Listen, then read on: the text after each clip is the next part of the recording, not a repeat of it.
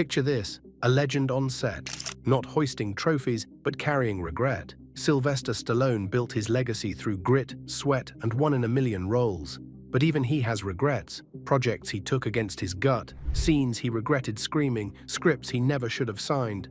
Tonight we're diving into 6 films Stallone secretly despised, projects that drained him, boxed him in, or betrayed everything he believed in. These aren't failures, they're lessons.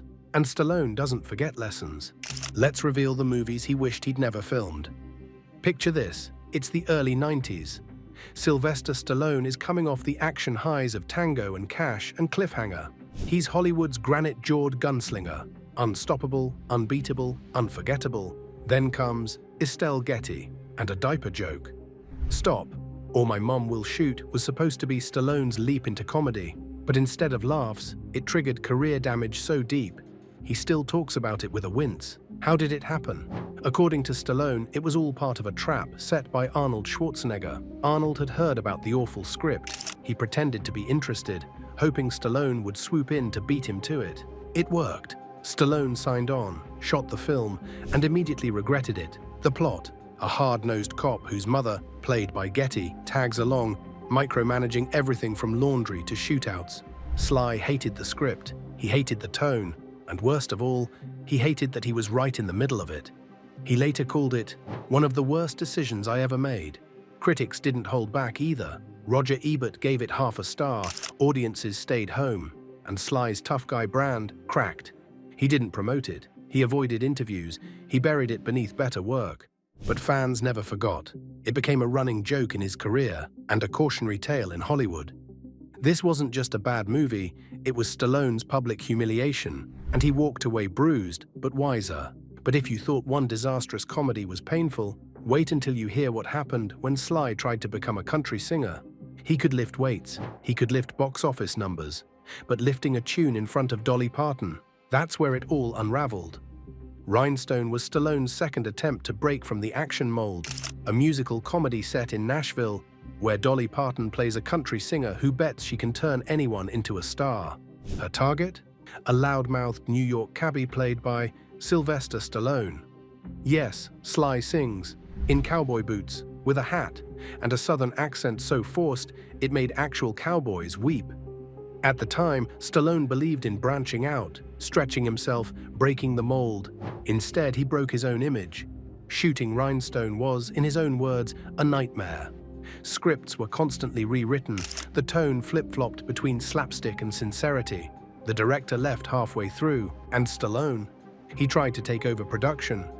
He later admitted, "I thought I could control it. I was wrong." He rewrote entire scenes, tried directing Dolly, and still, nothing clicked.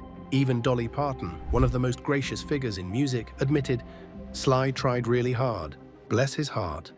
When the film hit theaters, critics couldn't believe what they were seeing. Sly, singing, in rhinestone shirts, the movie bombed, hard. The soundtrack went nowhere. And Stallone's reputation as a serious actor took a major hit. He later said he watched the premiere through his fingers. It wasn't just a bad film, it was personal, because Stallone had gambled his pride and lost it somewhere between a guitar solo and a honky-tonk bar. But if you thought a singing cabbie was a stretch, wait until you see what happened when Stallone put on the helmet for a film he swore could have been great if they had just let him lead.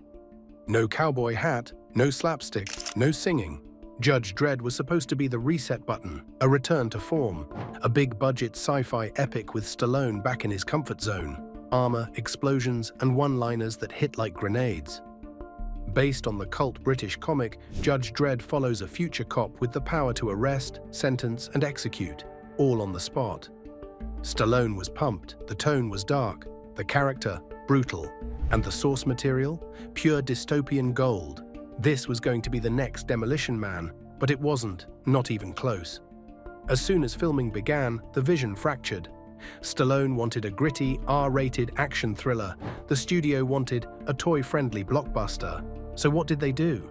They forced in comic relief, lightened the script, slapped on PG-13 polish, and worst of all, made Stallone remove the helmet. Any true Dredd fan knows the helmet never comes off, ever. But marketing said Sly's face had to be front and center. He caved and hated himself for it. Stallone later said, "We were making a film and the studio was making a toy commercial. The final product? Tonally confused, visually impressive, but narratively hollow. Critics called it style over substance. Fans were livid. Even Stallone refused to defend it in later interviews. He said if he could go back, he'd make it violent, raw, and helmet on from start to finish. Instead, what was meant to be his sci-fi crown jewel turned into an over-budget, underwhelming popcorn mess. And Stallone walked away from the franchise for good. But if you thought creative clashes were messy, just wait until you hear about the sequel that Stallone didn't even want his name on, because it felt like a dollar store version of the original. By the time Escape Plan 2 rolled around, Stallone had been in the game for over 40 years. He'd survived bombs, bounced back with Creed, and rebuilt his legacy more than once. So when the sequel to his 2013 sleeper hit Escape Plan was announced, fans were cautiously optimistic. The first film had been solid, Stallone, Schwarzenegger, prison break chaos, a little far-fetched, sure, but fun. But the sequel, a completely different story. Sly returned as security expert Ray Breslin, but this time something felt off. The script, rushed, the budget, slashed, the direction, flat out uninspired. The worst part, Stallone was barely in it. His screen time was drastically cut, replaced by a younger cast of newcomers with none of his charisma. He wasn't the lead, he was a supporting character in his own franchise. Behind the scenes, insiders said he was frustrated. He had no creative control.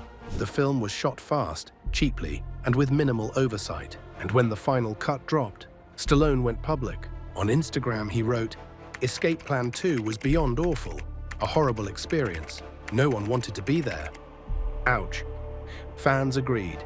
The movie tanked. Critics slammed the incoherent plot and poor effects. Even Escape Plan 3, which Stallone reluctantly returned for, was seen as damage control. This wasn't just a bad sequel. It was a cash grab Stallone felt trapped in, and judging by his comments, he'd rather take a real prison sentence than shoot a fourth. It showed one thing clearly: even legends can get dragged into the mud by lazy studios and bad deals. But if you thought being sidelined in your own movie was bad, wait until you see what happened when Stallone wrote the script himself and still lost control. This wasn't just another paycheck. This was personal. Sylvester Stallone had spent years trying to make Driven happen.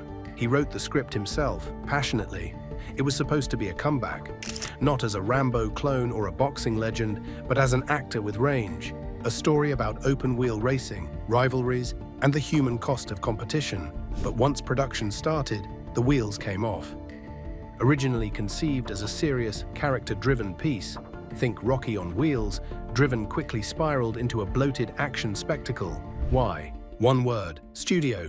They didn't want introspection. They wanted explosions, CGI crashes, and love triangles. Stallone fought to preserve the original script, but according to him, every time he tried to steer it back on course, someone else grabbed the wheel. He later said, "I had a beautiful story about flawed characters, and it got buried under spectacle." The studio chopped out the emotional arcs. They cut dialogue-heavy scenes. Instead, they added, no joke, an out-of-nowhere car chase through downtown Chicago, with no traffic. Critics were merciless. Roger Ebert called it loud and empty. Fans didn't show up, and the film barely made back its budget. Worse, Stallone didn't just star in it. He had his name all over the writing credits, so when it bombed, the blame landed squarely on him. To this day, he admits it stung, because unlike some roles he took for money or out of boredom, this one he believed in, and that made the disappointment even harder to stomach. But if you thought crashing your own dream project was rough, just wait until you hear how Stallone found himself in a high-octane thriller with no soul, no chemistry, and no way out.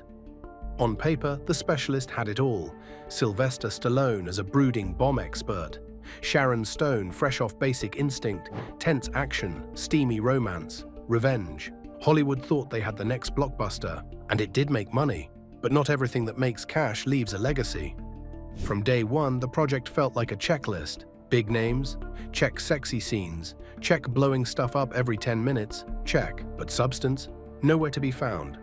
Stallone later admitted he took the role purely for the paycheck. He read the script and saw potential, but that potential was buried under cliches and studio meddling. He clashed with the director over tone. He clashed with Sharon Stone over chemistry. and he clashed with himself over why he even said yes. The love scenes were awkward, the dialogue, cringeworthy, the pacing, all over the place. Even Stallone's character, a man haunted by his past, felt like a cardboard cutout wrapped in muscles and bomb wires.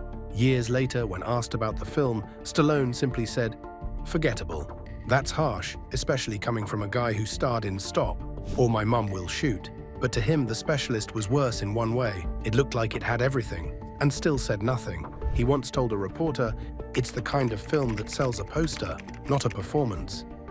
Fans who saw it remember the explosions, but they don't remember the characters, because there wasn't much to remember. For Stallone, it became another lesson. Big names and big budgets don't mean big meaning. But if you thought Stallone was done making mistakes, you clearly haven't seen how many scripts he still turns down, just to protect what's left of his legacy. Not every punch lands, not every role becomes iconic, and even Sylvester Stallone, Hollywood's ultimate underdog, has walked off set, wishing he'd never signed the deal. But here's the difference. Stallone doesn't hide from his flops. He owns them, learns from them, and comes back swinging harder every time. From rhinestone shirts to sci-fi courtrooms, bad scripts to silent grudges, each failure shaped the fighter. And if that's not legendary, what is? If you like this dive into Stallone's biggest regrets, don't stop here. There's a vault full of untold stories behind Hollywood's toughest stars, and we're just getting started. Smash that like button, hit subscribe, and drop a comment. What's the one Stallone role you think he should have walked away from? This is Legends Unfiltered, where even icons get honest. See you in the next one.